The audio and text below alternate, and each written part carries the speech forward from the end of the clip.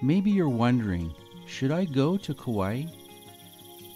After all, there are other islands to go to.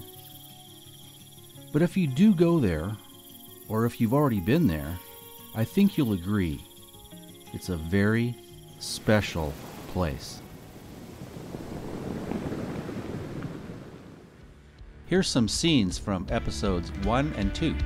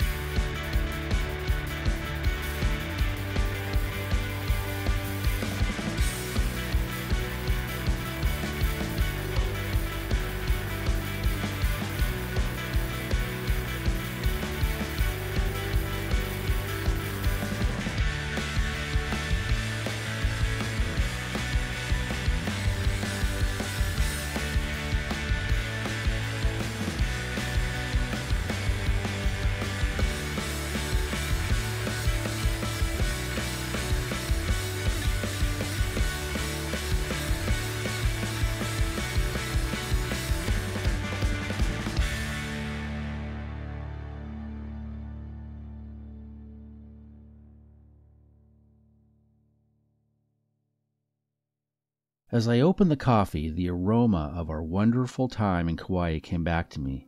And suddenly, just like that, I was back in Kauai. And if you haven't tasted this stuff, you should. At least try it. It's really good. It reminded me of the coffee plantation we visited.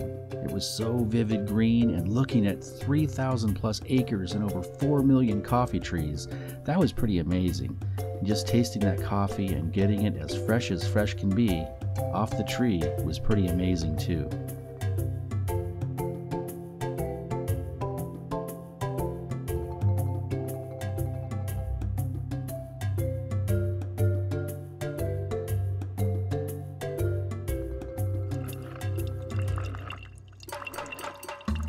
Now, we had up to this point been exploring the south side of the island.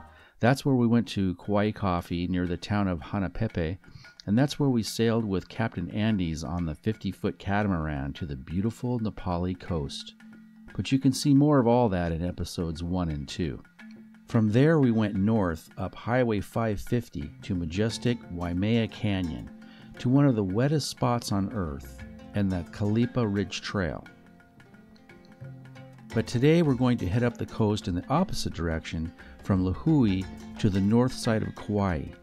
We'll be using Highway 56, the Kahio Highway, passing through Wailua, Kapaa, Anahola, Princeville, all the way to the end, eventually reaching Mininholo Cave at Haina State Beach area. We heard there was a really cool cave with really easy access, and we wanted to see the Hanalei Bay area as well. It would take us most of the day to get up to the cave and make it back before dark. And we also decided to rent a brand new 2020 Slingshot for the day trip. The Slingshot, manufactured by the US company Polaris, is categorized as a 3-wheeled motorcycle. weighing only 1,700 pounds and powered by a fairly powerful 4-cylinder, 2.4-liter American GM engine. The newer models are powered by the GM ProStar engine, available in a 5-speed manual or automatic transmission. We chose the sportier manual version for fun, and since it was no air conditioning and the Kauai sun can be quite hot, we opted for the covered roof instead of the open roof version. One of our first stops was the Kilauea Lighthouse. It has breathtaking ocean views and interesting history. Commissioned in 1913, it's also part of the Kilauea Point National Wildlife Refuge, created in 1985, and is home to many beautiful seabirds.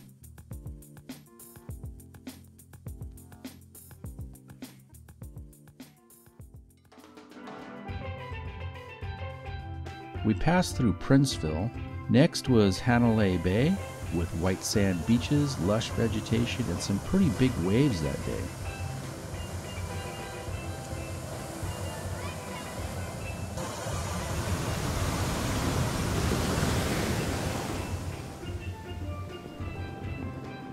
So, obviously snorkeling was not an option today, and besides I was getting hungry and we saw some places to eat down the road. After lunch, we finally reached our destination of Mininholo Cave at Haina. Visitors are immediately drawn to the panoramic trailhead, the gateway to the Nepali coast.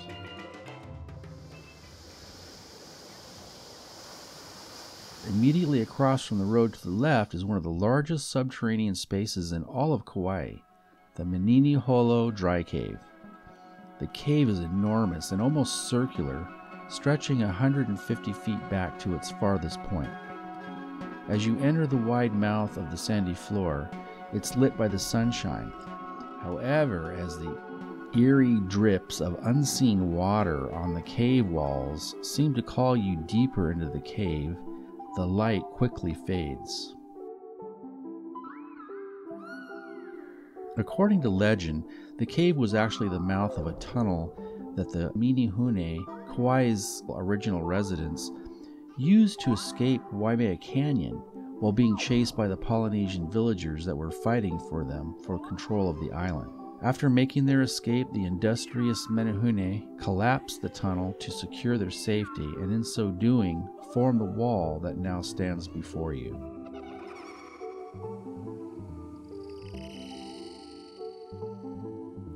We managed to find our way out of the cave okay, and conveniently, just outside the tunnel was a fresh coconut stand. We learned how the locals open up the coconuts, and it was delicious.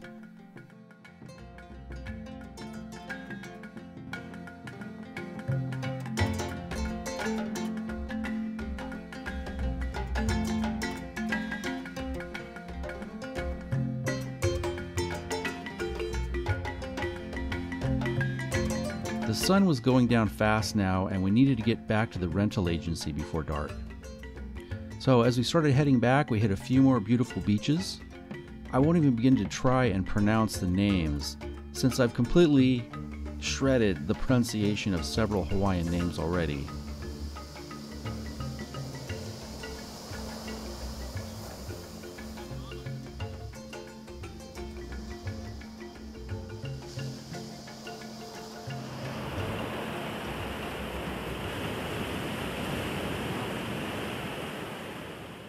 We managed to get the car back to the rental people before dark and back to our hotel. Did you have fun? Yes. Speaking of our hotel, I didn't really talk about where we stayed, but if you're interested, we stayed at two completely different hotels. Our first few nights we stayed at the Garden Island Inn in Lahue. It's a really nice little low-key, very casual 20-unit hotel with a great local-style breakfast near Lahue Airport. It has some really beautiful and unusual artwork done by one local artist, and you can actually buy some of the artwork.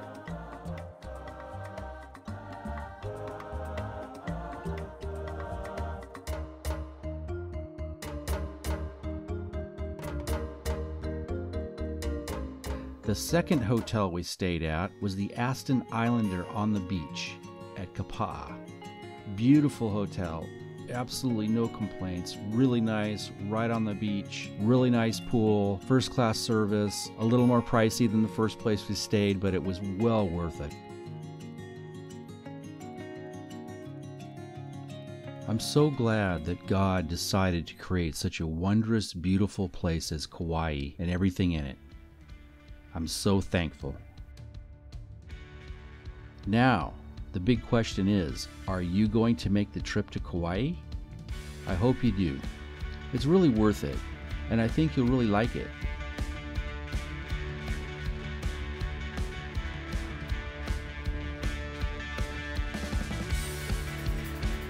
So till next time, thanks for watching.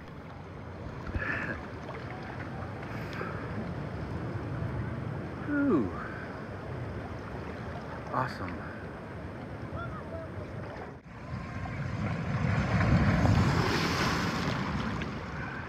But this is what I came here for.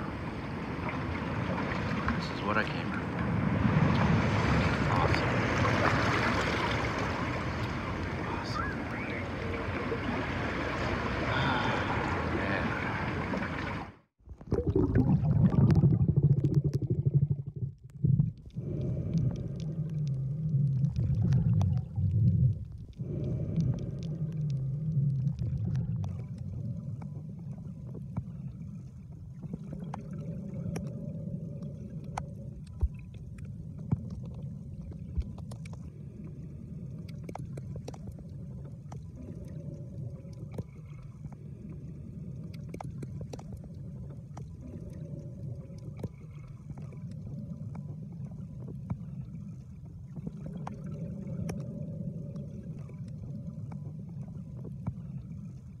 Well, I hope you all enjoyed this video. Believe it or not, this was all done with an iPhone. Yeah, an iPhone. And a little bit of editing. But anyway, have a great day. God bless.